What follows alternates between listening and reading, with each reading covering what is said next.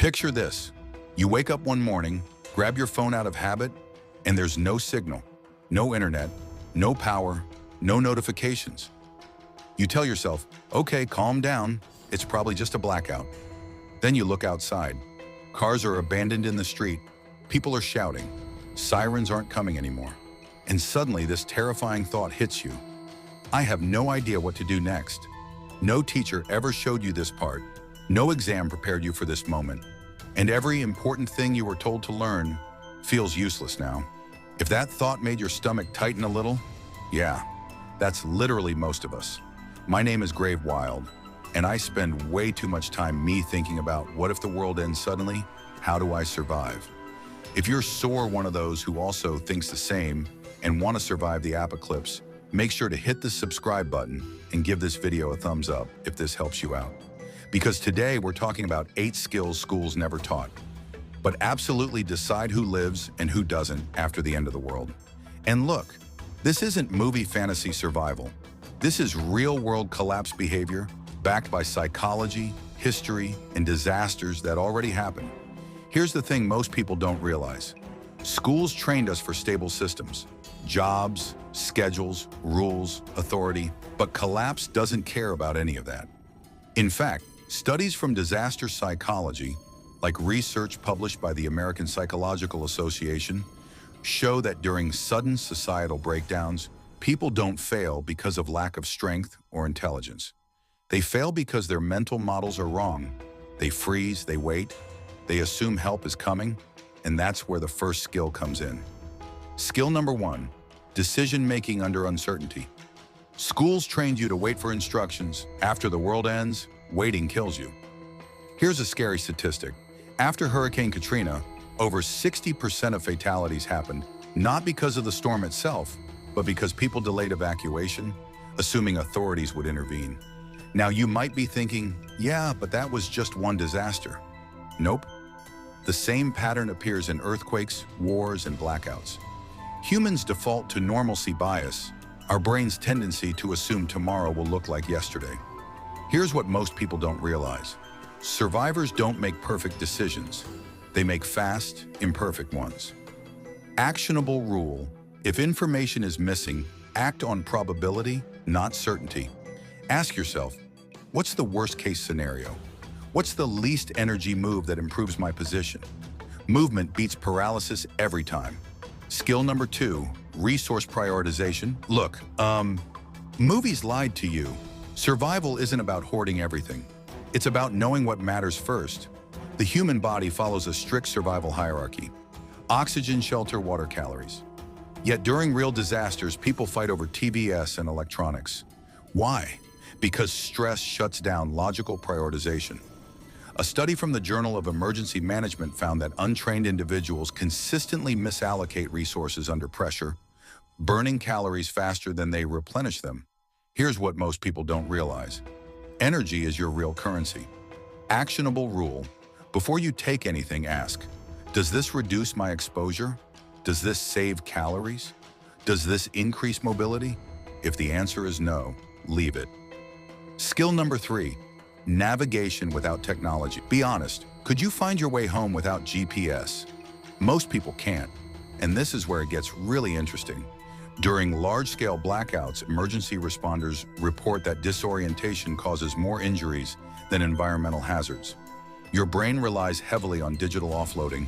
Phones remember things so you don't have to. After collapse, that crutch is gone. Simple survival navigation method: learn cardinal directions using the sun.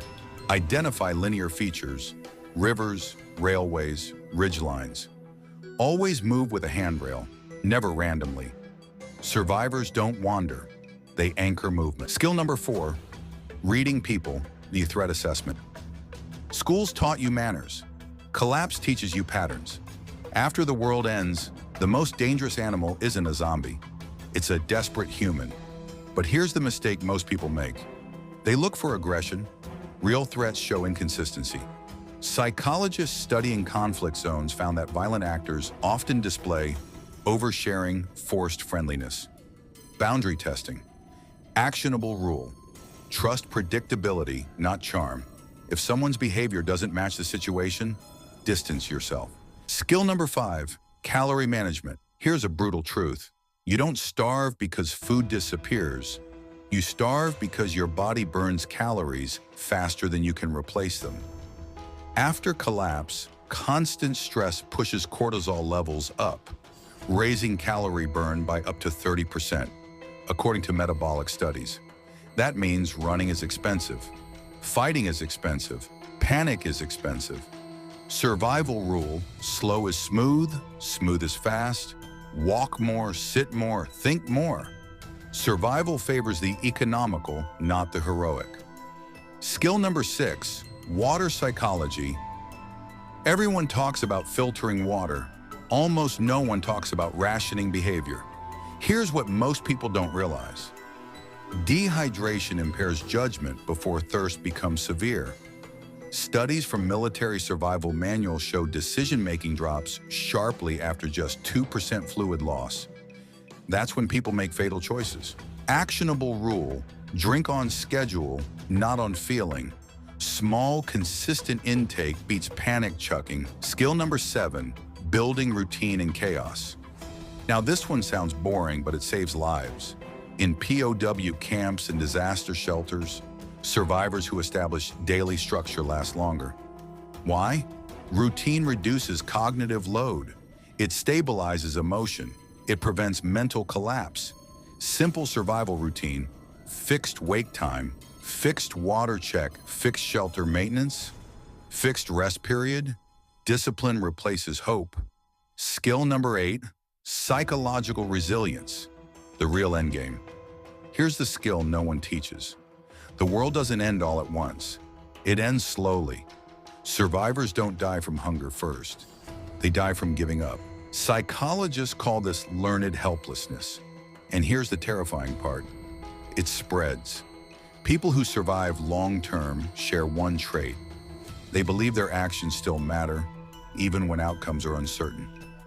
Actionable rule: measure success in days survived, not comfort achieved. Every day alive is a win. Look, the apocalypse doesn't reward intelligence. It doesn't reward strength. It doesn't reward bravery. It rewards adaptability. Schools taught us to function inside systems. Survival demands functioning without them. And here's the thing: you don't need to become paranoid. You don't need a bunker. You don't need weapons. You need skills that move with you. If this video made you think differently, even slightly, that's how survival starts. Subscribe to Grave Wild if you want more real, practical survival knowledge without the Hollywood nonsense. Drop a comment telling me which skill shocked you the most. And remember, the end of the world doesn't kill everyone. Unprepared minds do.